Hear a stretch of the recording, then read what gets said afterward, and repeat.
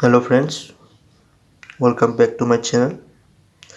So ইয়াতে আজি মই তোমালোকক ক্লাছ 9ৰ Euclid geometry introduction to Euclid geometry এক্সাৰসাইজৰ যিখিনি মেথছ আছে সেইখিনি সলিউশনখিনি দিব ওলাইছো exercise 5.1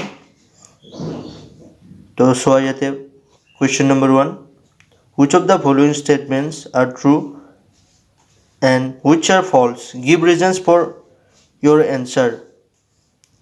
Only one line can pass through a single point. তো ইয়াতে আমি আগতে পোস্টুলেটত পঢ়ি আছো যে এটা পইণ্টৰ মাজেৰে ইনফাইনাইট লাইন পাছ হ'ব পাৰে তো এই ষ্টেটমেণ্টটো ফলছ হ'ব কাৰণ এটা পইণ্টৰ মাজেৰে অকল এডাল লাইন নহয় ইনফাইনাইট লাইন পাছ হ'ব পাৰে বহুত লাইন পাছ হ'ব পাৰে তো সেকেন্ডটো আছে there are infinite number of line which pass through the two distinct points এটো ফলছ হ'ব কাৰণ আগৰ ইউক্লিডৰ যেটো পোস্টুলেট আছিল সেই পোস্টুলেট মতে যেটো ফাৰ্স্ট পোস্টুলেট তাত কোৱা হৈছে যে a straight line may be drawn from any one point to any other point তো ইয়াত কোৱা হৈছে যে যিকোনো দুটা পইণ্টৰ মাজত এডাল লাইন আমি ড্ৰ কৰিব পাৰিম এডাল লাইনত যিকোনো দুটা পইণ্ট থাকিব তো এটো ফলছ তো 3 নম্বৰটো হয় a terminated line can be produced indefinitely on both sides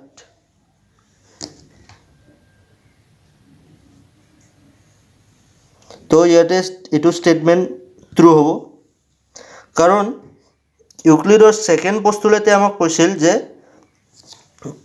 terminated line segment can be extend from either side to form a line যে এডাল লাইন দুটা পইণ্টে ইয়াক ডিফাইন কৰিব এডাল লাইন তো এই যি দুটা পইণ্ট থাকিব সেই পইণ্টৰ পৰা আমি ইয়াক ইনফিনিটিলৈ এক্সটেন্ড কৰি দিব পাৰিম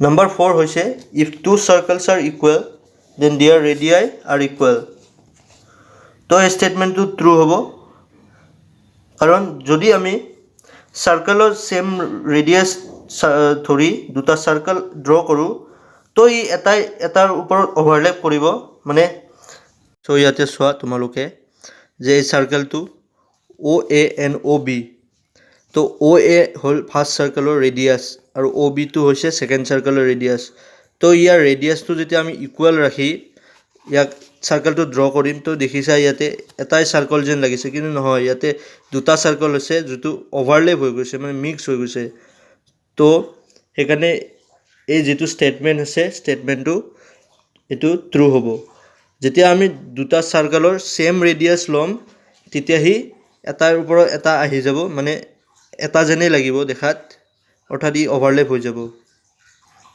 so that is the answer of 4 তো এতিয়া আইছো নম্বৰ 5 লৈ তো নম্বৰ 5 ত চোৱা 5.9 ফিগাৰত তোমালোকে তিনিডাল লাইন দেখিবলৈ পাইছা AB PQ and XY তো ইয়াতে দিয়া আছে AB PQ and PQ XY then AB XY তো এটো ট্ৰু হ'ব কাৰণ AB PQ and PQ XY হলে according to Euclid first axiom things which are equal to the same thing are also equal to one another so yate AB to PQ equal hoy PQ to XY equal hoy to AB to XY equal hoboy etu Euclidor jetu axiom asil first here mote etu hoboy to etu statement to true तो second to hobo question to show give a definition for each of the following terms are there other terms that need to be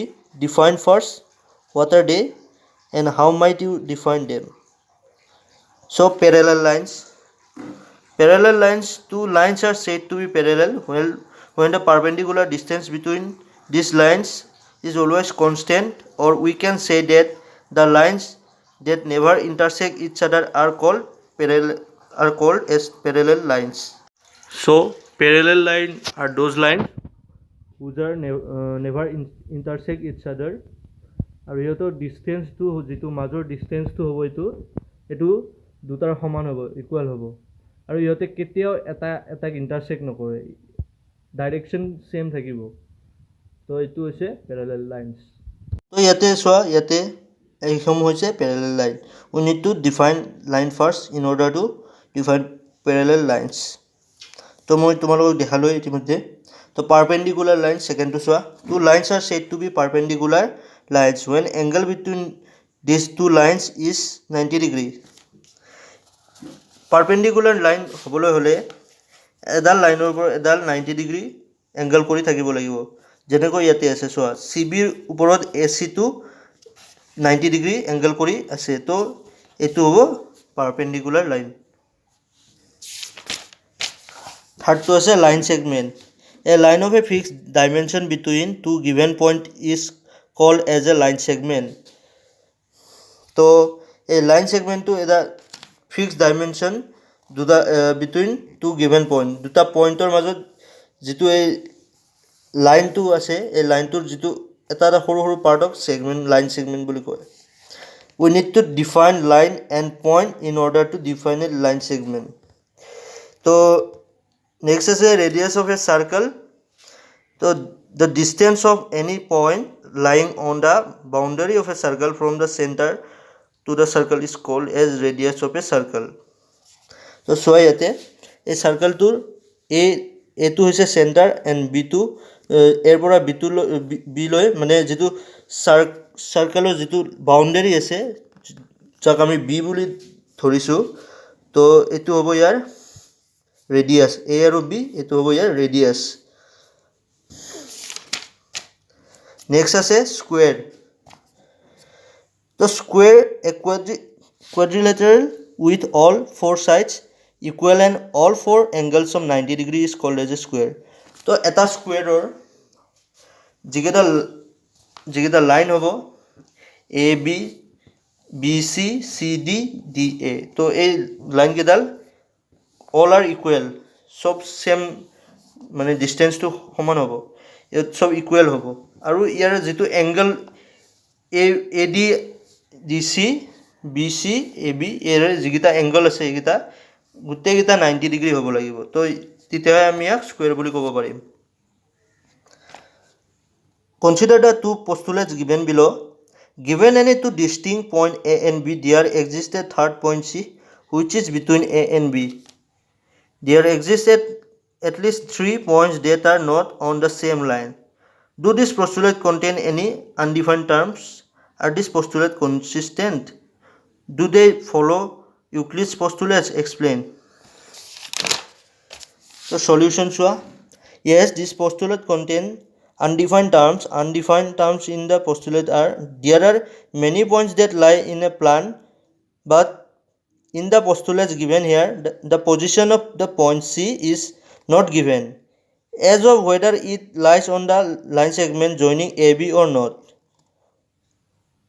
On top of that, there is no information about whether the points are in same plane or not. Yes, these postulates are consistent and when we deal with these two situations, point C is lying on the line segment AB in between A and B. Point C does not lie on the line segment AB. No, they do not follow from Euclid's postulate. They follow the axioms.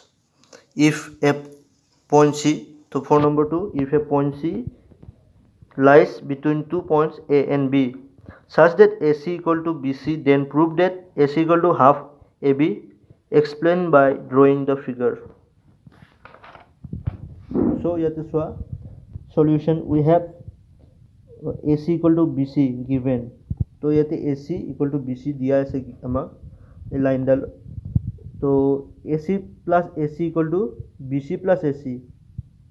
So AC plus AC লিখিব পাৰোঁ কাৰণ BC ঠাইত আমি AC লিখিব পাৰোঁ যেহেতু AC equal to BC.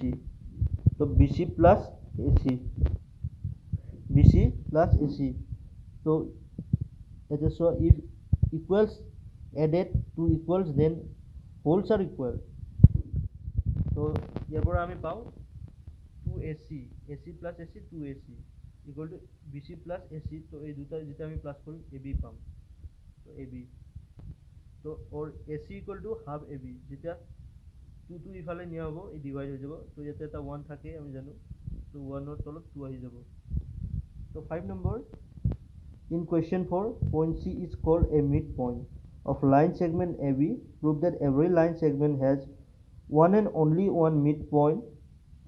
So solution, let the given line AB is having two midpoints C and D. So AB line dalot duta midpoint ase C and D. So AC equal to half AB. So itu equation 1 mark kora and AD equal to half AB equal to equation 2. So yate AC equal to 1/2 AB. এই AB টোৰ half হ'ব যেহেতু এইটো mid point হয় তো AD টো half AB হ'ব AB half হ'ব যেহেতু এইটো মিড পইণ্ট তো ইকুৱেশ্যন 1 and 2 মাৰ্ক কৰাৰ পিছত সাবষ্ট্ৰেক্টিং 1 from 2 1 ৰ পৰা 2 মাইনাছ কৰিলে আমি পাম AD minus AC equal to 1/2 AB minus 1/2 AB or AD minus AC equal to 0 or CD equal to 0 so আমি ক'ব পাৰোঁ C and D coincide মানে এই C and D টো এটা পইণ্টত দুটা coincide কৰিব এটা মানে আমি এটা পইণ্টে ধৰি ল'ব পাৰোঁ এই দুটা thus every line segment has one and only one midpoint তো ইয়াৰ পৰা আমি কি কনক্লুজন পাম যে সকলোবোৰ লাইনত এটাই মিডপইণ্ট থাকে মানে লাইন নহয় লাইন সেগমেন্টত তো লাইন সেগমেন্টত এটাই মিডপইণ্ট থাকে in figure if AC equal to BD then prove that AB equal to CD तो ये फिगर टू चुआ याते दिया আছে AC equal to BD तो A2 equal to A2 then prove that AB equal to CD तो proof কৰিব দিছে AB equal to CD तो given AC equal to BD AB plus BC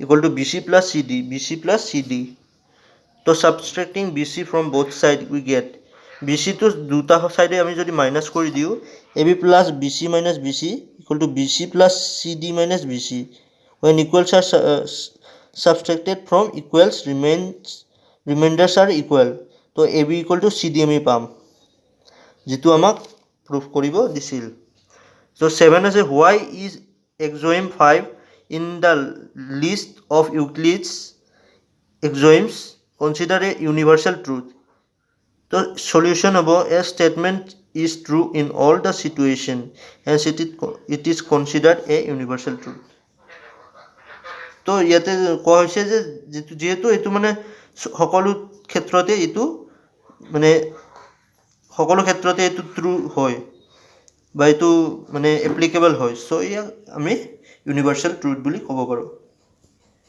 তো thank you very much for watching